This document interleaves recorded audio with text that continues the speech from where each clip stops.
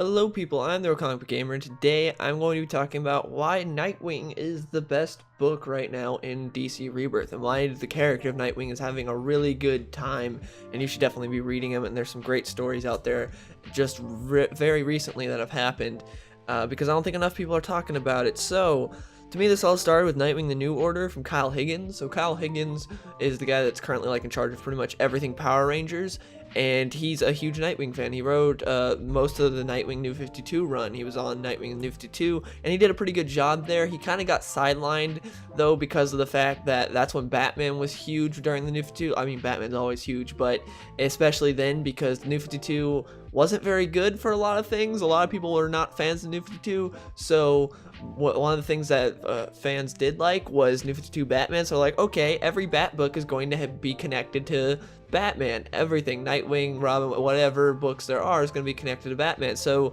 Kyle Higgins kind of got sidelined, wasn't able to write his own stories. He only wrote like 3 maybe of his own actual stories. The rest were just, oh yeah, tie this into this Scott Snyder story.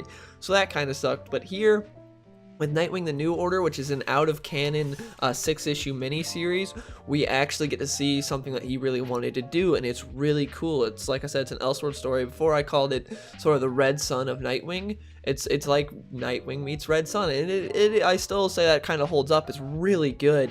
So what happened was, without spoiling anything, because these stories today, I'm going to try not to spoil too much of them, because the whole point is to show you guys, hey, this is cool, you should go read it for yourselves, so I'm not going to be spoiling too much. But anyways, in Nightwing the New Order, like I said, it's an alternate reality.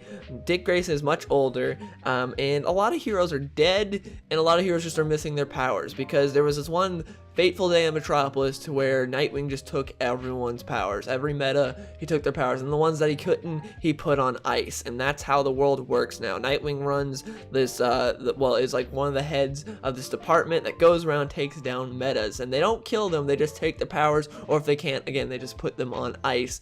And that's very interesting, because that's kind of limiting people a lot, not very much in line with freedom whatsoever, because Nightwing decided that powers aren't worth it. They're too dangerous, too many people get killed, because there was this one day where this giant fight was happening and so many people were dying and just nothing was going right, and Nightwing had finally had enough of it. He's like, yeah, I'm done with it, and so he decided to go and take their powers. But through the course of the 6 issues, we find out what really happened, and we see Nightwing become a different character. This isn't really a spoiler because it happens at the end of issue 1, but we find out that Nightwing's kid has powers, so that definitely puts him in a dilemma, because he had a kid with Starfire, and him and Starfire are definitely not together in this book, because she leads like the rebels that are escaping Nightwing, and Nightwing obviously is the head of that department that's trying to take everyone's powers, and so he's confused about everything that's going on with the kid.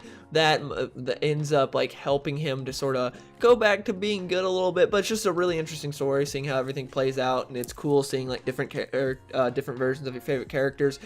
Dick Grayson and Alfred have some really good talks, because Alfred is just so against everything that Dick Grayson does. It's got some good moments, got some sad moments. It's just overall a really good, solid Nightwing story that you should definitely read. And I believe the trade's already out, so you can definitely go and get the trade and read that. And I'd say you should definitely do that if you're a Nightwing fan, or even if you're not. It's just a really good book. Then moving on, we have The Untouchable from Sam Humphries. So Tim Seeley was on Nightwing Rebirth at the beginning of Rebirth, and he did pretty good at the beginning with Raptor and stuff, and then he kind of got lost and did some stupid stuff and focused too much on other characters that weren't Nightwing, and just he kind of lost his way, and it was getting boring and no one liked it, and myself included. Like, I dropped Nightwing. I was a fan of it, and then I just got really bored and was like, yeah, I'm done. But then Sam Humphries came on the scene for his story arc, and this story arc is called The Untouchable, and it takes place from issue 35 to issue 41 of Nightwing Rebirth, and it is so good. Oh my gosh, it's so good.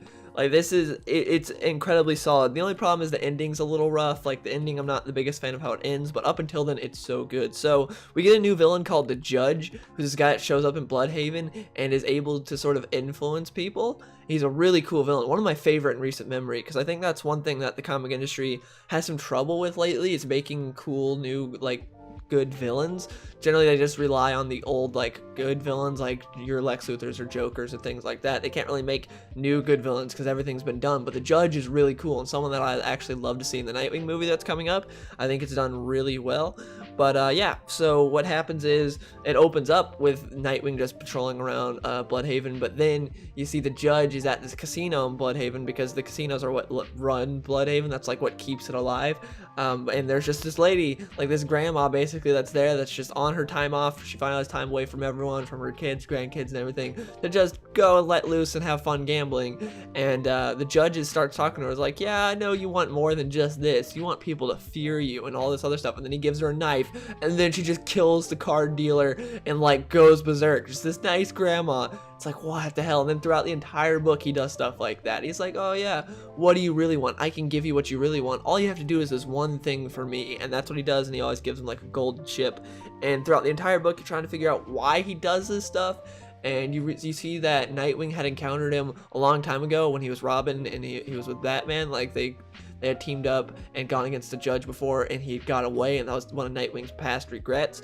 And yeah, it's really interesting how everything unfolds, and it's a pretty hefty story arc too, because like I said, it's from issue 35 to 41, so it's a pretty good amount of issues, and I like it.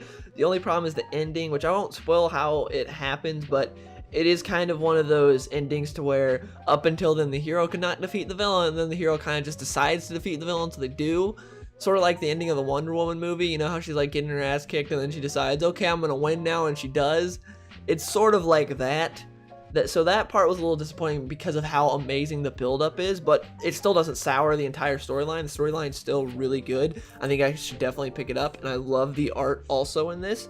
The art is so good. I mean, it has multiple artists, but the art by Bernard Chang in this is just amazing. So yeah, you should definitely check that out as well. Nightwing, the New Order, and the Untouchable are really good. The Untouchable, I'm pretty sure, isn't in trade yet because it just ended not too long ago.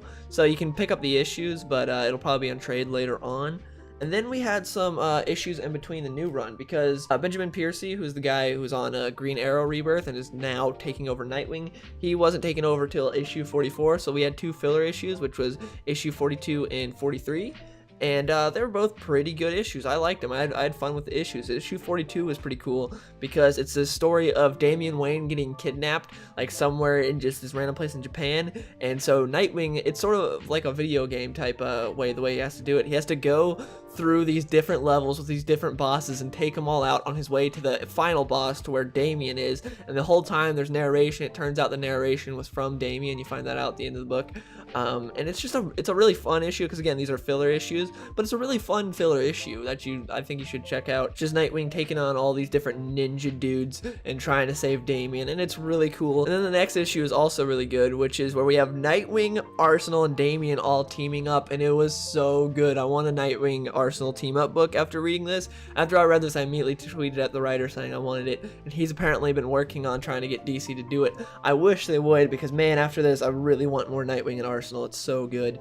So what happens here is Nightwing's trying to do his normal thing. Because he's realizing that he's different from Bruce. Bruce is just on 24/7, just constantly able to go. The dude survives off 2 minutes of sleep and doesn't really need much. He's just constantly raring to go and doing his thing. Nightwing realizes, hey, I'm a human being, and I kind of want to, you know, just sit down and watch Netflix occasionally. I want to be a normal person. But then his buddies are calling him, and so he's got to go help his buddies, and that's Damian and Roy. And so they end up going against Cheshire and the League of Assassins, and just this whole plot unfolds, and it's a really fun book to where there's some great character moments between the three of them. Like, they all have really good chemistry in the book, and it's just a lot of fun. And then you have issue 44, which is the first issue of Benjamin Piercy's run, called The Bleeding Edge. Bleeding Edge is a whole thing about tech. It feels completely different than the last two issues, because the last two issues were really fun filler issues. This is the beginning of a story arc, and it's much darker how everything plays out here. So Ben Piercy's Dick Grayson is definitely one of those old school guys. It's not a fan of the reliance on technology that everyone has today, sort of crutch that everyone has. He's a lot more of an old school guy. And which is a good thing, because people's phones start exploding and people start dying, and so Nightwing's trying to figure out what's going on, and you just see how much the world around him has changed, and how Nightwing has stayed the same because he just hasn't been a fan of this technology thing. And it really hurts him, because you see that there are just people around there that, instead of like trying to be better, just technology will fix it. And that's something that Nightwing definitely doesn't like. And you just see people are dying from this technology. There's some new type of tech that is killing people, and Nightwing's got to figure out what's behind it and why. But at the end of the issue, he gets infected by this tech, and so that sets up the rest of the storyline, because this is only the part 1. Part 2 doesn't come out till June 6th. So yeah, this is definitely a great time to hop on to Nightwing, is right now, because it's only one issue into the current story arc, and the one issue we got was really good, and I'm really excited for the rest of it. But yeah, that's pretty much all I gotta say, guys. Overall, just Nightwing's had it great lately. You should definitely check it out. Again, if you want to know the name of the stories, that's Nightwing: The New Order, which is already in trade right now from Kyle Higgins, and then we have Nightwing: The Untouchable, which I don't think is in trade yet, and that's from Sam Humphries. And then you have issue 42 and 43, which are in between Sam Humphries' run and Ben Piercy's run, and then issue 44, which is the first issue of Ben Piercy's run. But yeah, definitely urge you guys to check out these comics. They're really good. And yeah, I hope you guys enjoyed the video. Please let me know in the comments below if you have checked out any of these issues. What did you think of them? Because right now, I think Nightwing's the best, just definitely the best book in DC right now. But yeah, hope you guys enjoyed the video, and I'll see you guys later.